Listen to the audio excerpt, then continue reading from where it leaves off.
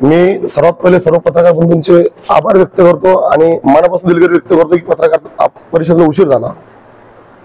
आज मूळ पत्रकार परिषद ठेवायचं मूळ कारण असं होतं की रिपब्लिकन युवा मोर्चा हा अनेक वर्षापासून आंबेडकर चळवळीमध्ये सक्रिय आणि अत्यंत महत्त्वाच्या प्रश्नावर काम करत आहे। पुण्यामध्ये सुद्धा महाविकास आघाडीला जाहीर पाठिंबा दिलेला आहे। तसेच मुंबई या ठिकाणी, नाशिक या ठिकाणी सुद्धा महाविकास आघाडीला जाहीर पाठिंबा दिलेला आहे। आणि त्याच अनुषंगाने आज जिल्हा प्रमुख या नात्यानं आदरणीय चंद्रकांत खैरे साहेब यांना मी गेल्या 8 दिवसापूर्वी म्हणजे 2 तारखेला जाहीर पाठिंबा दिलेला होता। त्याच पाठिंब्याच्या अनुषंगाने पत्रकार परिषद घ्यायची होती, परंतु माझे गुरुवर्य नेते, आदरणीय नेते, दिवंगत नेते गंगाधरजी गाडे साहेब यांचं दुःखद निधन झाल्यामुळे या पत्रकार परिषदेला उशीर झाला। तर माझ्या आज पत्रकार परिषदेच्या माध्यमातून एवढंच सांगायचं आहे, सध्या संविधान रक्षण देशासाठी अत्यंत आवश्यक आहे।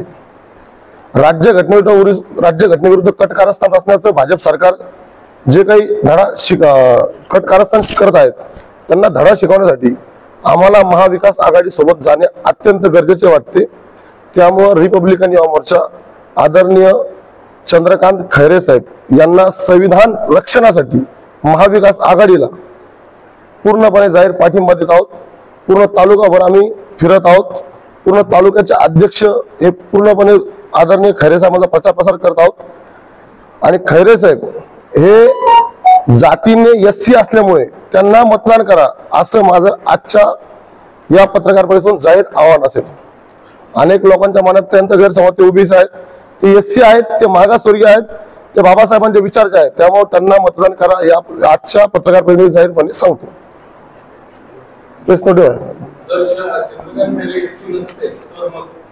चंद्रकांत खैरे एससी वरी नसते, परंतु महाविकास आघाडी सत्य काळाची गरज आहे। कारण मी पहिले अगोदरच बोललो की बाबासाहेबांचं संविधान धोक्यात आलेलं आहे आणि या संविधानाला कुठेतरी वाचवायचं असेल, कारण की आनंद हेडगे असेल, भाजपचे अनेक मोठमोठे पुढारी नेते वारंवार भाषणातून काय सांगतात की आम्हाला संविधान बदलायचं आहे। ते RSSची घेई आहे, भाजपची घेई आहे आणि या भाजपला पाडण्यासाठी आणि भाजपला कुठेतरी धडा शिकवण्यासाठी हीच वेळ आहे। त्या अनुषंगाने आम्ही महाविकास आघाडी सोबत आहोत।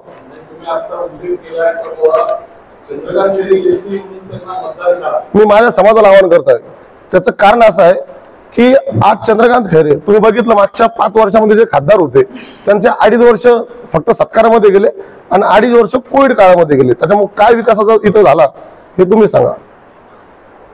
मूळ तुम्ही जो प्रश्न करताय की एससी आहे, ते आहेत एससी, हे मी मागासवर्गीय आहे हे ठामपणे सांगतो आणि माझ्या जातीतल्या समाजाला आवाहन करायला आजच्या पत्रावरून की त्यांना 100% मतदान करून मोठ्या लीडने आपल्याला निवडून आणायचं आणि शहराचा विकास करायचा।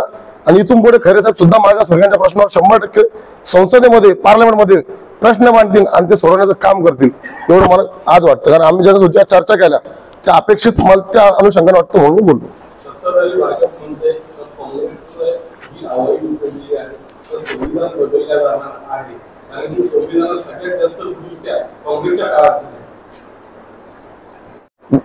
एक अशावरून बरोबर आहे। मी आता बोलताना तुम्हाला प्रश्न बोललो की आनंद हेडगे सारखं व्यक्तिमत्व संभाजीनगर मध्ये येऊन इथे स्टेटमेंट करून होतो की आम्ही संविधान बदलणार। याच्यानंतर भाजपचे अनेक मोठमोठे पुढारी आहेत, त्या भाजपच्या पुढाऱ्यांचं वक्तव्य आहे की आम्ही संविधान बदलणार सत्तेत आल्यानंतर। मग जर यंदा सत्तेत आल्यानंतर यांचं संविधान बदलायचं, संविधानाबद्दल इतकी त्यांच्या मनामध्ये दुखावत असेल तर संविधान तर आमचा आत्मसन्मान आहे ना, आणि ते बदलण्याची ते लोक भाषा करते, डर दिसत आहे आपल्याला। हे आपण पत्रकार बंधूंनीच पूर्णपणे पेपरला छापलेल्या बातम्या आहेत। संविधान बदलणं सर्वसामान्य आमदार यांच्या हातातले पंतप्रधान, गृहमंत्री, राष्ट्रपती यांचं स्टेटमेंट आहे का संविधानाला हात लावणार साहेब 100% बरोबर। पण जर यांना आपण एक हाती पूर्णपणे सत्ता दिली केंद्रामध्ये, यांची सत्ता आल्यानंतर हे काय करू शकतात हे तुम्हालाही माहित आहे। आज यांची जी दादागिरी चालली, जसं की तुम्हाला सांगायचं, आज तुम्ही बघा अनुसूचित जाती, जमाती, ओबीसी, अल्पसंख्याकांचे अनेक प्रश्न यांना बेदखल करतायत। भाजपने सत्तेतून खाली घेण्याच्या आपण महाविकास आघाडीसोबत जात आहोत। याच्यामध्ये तुम्ही बघा 52% प्रमाणे ज्या मागासवर्गीयांच्या जागा आहेत त्या सुद्धा भरल्या जात नाही। पदोन्युक्ती आरक्षणाचा विषय आहे, अनेक दलित अन्य अत्याचाराचा विषय आहे। मला सांगा हो, आज मराठवाड्यामध्ये अनेक दलित माता अन्याचार घटना घडल्या, खूप काही घडल्या. या घटनेमध्ये स्वतः देवेंद्र फडणवीस जाऊन कधी तिथे जाऊन लोकांना भेटले, लोकांशी चर्चा केली? काही संबंध नाही. म्हणजे यांच्या मनामध्ये जातीय तेढ किती मोठा आहे हे याच्यावर लक्ष सिद्ध होतं. आणि मी तुम्हाला एक सांगतो, आम्ही 100% महाविकास आघाडीचं काम करणार आणि खैरे साहेबांना मोठ्या लीडने निवडून आणणार. खैरे साहेब 20 वर्ष खासदार होते, 10 वर्ष आमदार होते, त्याचं पाणी देऊ शकले नाही असा त्यांच्यावर आरोप होतो. साहेब राजकारण म्हणा, आरोप प्रत्यारोप होणार. त्याचं पाणी 15 दिवसांनी छत्रपती संभाजीनगरला येतं, या राजकारण नाही. पाण्याचा प्रश्न तुम्ही जो मांडता तो बरोबर आहे, पण मग आताच्या डेटमध्ये 15 दिवसाला येतंय. ज्यावेळेस खैरे साहेब खासदार होते ना त्यावेळेस 3 दिवस आड पाणी होते, हेही लक्षात घ्या आपण.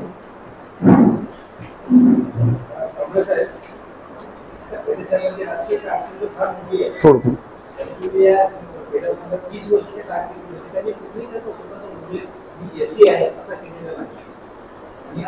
येस 100% हा प्रश्न मला आवडला. तुमच्याकडे गुगल आहे, तुमच्याकडे संविधान आहे, तुमच्याकडे जातीच्या पोट जाती आहेत. शेड्यूल कास्ट तुम्ही जर बुरुड जात टाकले तर शेड्यूल कास्ट येतो, हे लक्षात घ्या. शेड्यूल कास्ट ही SC आहे.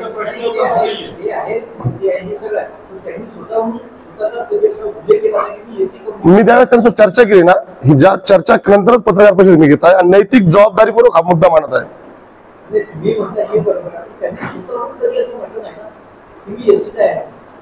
ते कशाला बोलतील, त्यांना असं बोलण्याचा प्रसंग झाला नाही कधी. पण माझं आव्हान असेल की मी एकदा एकंदरीत जे काही बोलतोय ते नैतिक जबाबदारीपूर्वक बोलत असेल.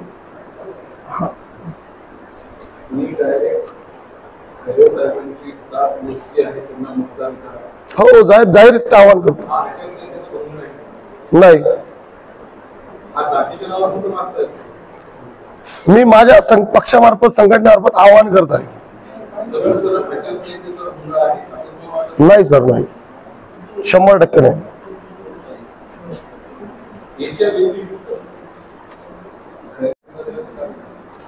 मी खैरे साहेबांना पाठिंबा वारंवार शब्द फक्त खैरे साहेबांबद्दल नाही बोलते, महाविकास आघाडीबद्दल पण बोलत आहे. मी बोलताना अगोदर सांगितलं, मुंबई, पुणे, नाशिक जिथं तिथं रिपब्लिकन युवा मोर्चा संघटन बांधिलकी मोठी आहे, जिथं बांधणी मोठी झाली आहे, त्या ठिकाणी आम्ही महाविकास आघाडी सोबत आहोत. तर खैरे साहेब फक्त एकमेव नसून पूर्ण राज्यभरात जिथे आमचं मोठं काम आहे संघटन पक्षाचं, त्या अनुषंगाने राज्यभर पाठिंबा दिलेला आहे.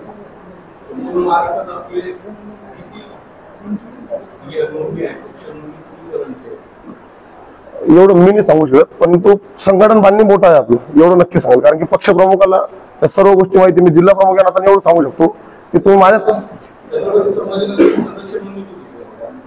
काय म्हटले छत्रपती संभाजीनगरची सदस्य नोंदणी पक्षाची का, कमीत कमी आपले वैजापूर, गंगापूर आणि शहर कन्नड या भागात खुलतात. पण आपण गेलो तर आपलं मतदान नाही काही, तर एक संघटनेचा पक्षाचं सांगतो अधिकृतपणे 13 ते 14 लोक आहेत आपल्याकडे. त्याचं तुम्हाला चलन आणि पावत्यासहित मी देऊन टाकल.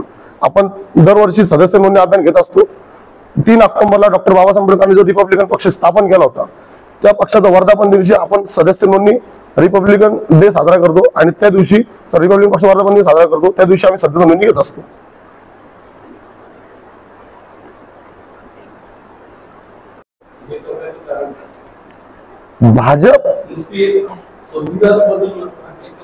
भाजपचा विकासाचा विषय काय मला सांगा. आजपर्यंत भाजपनी दलित समाजाबद्दल किंवा मागासवर्गीय विषयाबद्दल कोणते प्रश्न मांडले किंवा कोणते मुद्दे त्यांनी हाताळले तुम्ही बघा.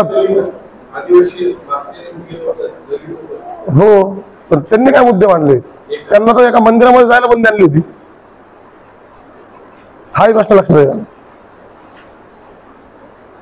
अल्पसंख्यक पंतप्रधान 10 वर्ष काँग्रेसच्या काळात, या बरोबर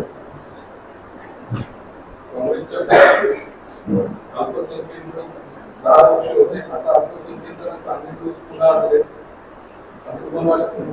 चांगले मोठा निधी दिला अल्पसंख्यक मंत्रालयाला. ज्यावेळेस अल्पसंख्यक पंतप्रधान होते त्यावेळेस एवढा निधी भेटत नव्हता. याविषयी जर बोलायला ठरलं तर निधी दिला, किती निधी दिला मला याच्याबद्दल आयडिया नाही. पण अल्पसंख्याकांचा आजही तुम्ही बघा, आपल्या औरंगाबादचा तुम्ही संभाजीनगर विषय घ्या, राम मंदिरची दंगल लक्षात घ्या, तुम्हाला गांधीनगर दंगल लक्षात घ्या. या शहरात छोटे छोटे किस्सा होता. आपल्या पुरतं बोलायचं म्हणलं, मी राज्याच्या प्रश्नावर बोलणार इतका मोठा नेता नाही, पण जिल्ह्याचं सांगायचं तरी तुम्ही हे भाजप घडलेलं आहे. का घडलं, कशामुळे घडलं? भीमा कोरेगावची दंगल कोणत्या काळात घडली? 100% 100% तो मनोहर भिडे कोण, त्याला संभाजी महाराज आपण संभाजी भिडे म्हणणार नहीं का, जो तालुका था वो आज चंद्रकांत खैरे साहब इनको अपन जाहिर पार्टी देने के बाद अपन प्रेस कॉन्फ्रेंस लेने वाले थे, पर कुछ गाड़ी सबका जो आपने मेरे जो नेता है गंगाधर जी गाड़ी, उनको दिक्कत नहीं होने अपन ले नहीं। पर आज जो प्रेस कॉन्फ्रेंस माध्यम से अपन सबको एक ऐलान कर रहे हैं कि चंद्रकांत खैरे को अपन चुन के लाओ। चंद्रकांत खैरे यही नहीं, महाविकास आघाड़ी के साथ रिपब्लिकन युवा मोर्चा है और चंद्रकांत खैरे मागासवर्गीय एससी है, इसलिए मैं मेरे समाज को भी आह्वान करूंगा कि आप उनको बड़े वोट से चुन के लाओ, क्योंकि खैरे सबको चुन के लाना ये बहुत अपनी नैतिक जवाबदारी है। 5 साल में जो सिटी में गड़ा, एक जो अपने जिले में गड़ा, 2.5 साल कोविड में गए और 2.5 साल सत्तर में गए, ये नहीं करने का। जब खैरे साहब थे तो उन्होंने ग्राउंड लेवल पे हर बस्ती में जाके, हर झोपड़पट्टी में जाके, हर बंदे से मिले। आज भी साहब का जो ताल्लुका थे वो एक हमारे समाज से अच्छी नाल जुड़ी हुई, और हमारा आदमी चुन के आना चाहिए। और हमारे को विकास के मुद्दे पे बात करनी थी, इसलिए विकास खैरे साहब ही कर सकती है। आप सबको पता है, अभी बहुत सारे कुछ प्रश्न आए, पर उसमें आपको एक ही बोलूंगा और ये मीडिया के सामने एक ही ऐलान करूंगा कि संविधान रक्षणासाठी और चंद्रकांत खैरे को अपने को चुन के लाना है। चंद्रकांत खैरे हमारे एससी समाज के, उनको बड़े मागासवर्गीय, उनको बड़े वोट से चुन के और बड़े लीड से चुन के लाओ, इतना मैं सबको ऐलान करूंगा। समाज के नाम पे चंद्रकांत खैरे को मिलेना चाहिए, आप कह रहे हैं। मैं मेरे समाज को ऐलान कर रहा हूँ, बाकी किसी को नहीं। मेरे जितने जात के लोग हैं उनको मैं लेके जाके उनको वोट करने के लिए मैं रिक्वेस्ट करूंगा। क्या बोले, एससी समाज में मागासवर्गीय जाता था। क्या लगता है सर आपको, आपकी बार जो इलेक्शन आती है आपको विकास डेवलपमेंट भी होगा? विकास डेवलपमेंट पर जात के नाम पर राजकारण नहीं कर रहे मैं, पर मैं आपको जो बोला वो सिर्फ एक मेरे समाज को भावनिक आह्वान नहीं कर रहा मैं समाज को समझा रहा हूँ अपने को करना है, अपने जात के लिए, अपने कौम के लिए करना है, ऐसा भी नहीं बोल रहा मैं। सिर्फ एक विकास के काम के लिए करना अपने को, और अपना आदमी की जान एक ताल्लुका होना चाहिए, ये हिसाब से मैं बोल रहा हूँ। पार्लियामेंट में एक पढ़ा लिखा वेल एजुकेटेड जाना चाहिए, ऐसा पब्लिक का बोलना है। पार्लियामेंट में एजुकेटेड इंसान जाना चाहिए, वैसा इम्तियाज अली साहब भी बहुत एजुकेटेड है, ये मैं एक नैतिक जवाबदारी बोल रहा हूँ, उसमें कोई शंका नहीं। पर इम्तियाज अली साहब भी है उसमें, सुनिए वैसा ही खैरे साहब भी वेल एजुकेटेड है। खैरे साहब कुछ अंगूठे बहादुर इंसान नहीं, 20 साल से सत्ते में राजकारण कर रहे, मजाक नहीं कर रहे। क्यों कर रहे हैं? लेकिन ये भी आरोप लगते हैं कि चंद्रकांत खैरे साहब ने 20 साल रहने के बावजूद भी शहर का विकास नहीं किया। आरोप तो होने वाले, अभी ये राजकारण है, इसमें कोई किसी का है, कोई क्या बोल सकता है, कोई भरोसा नहीं।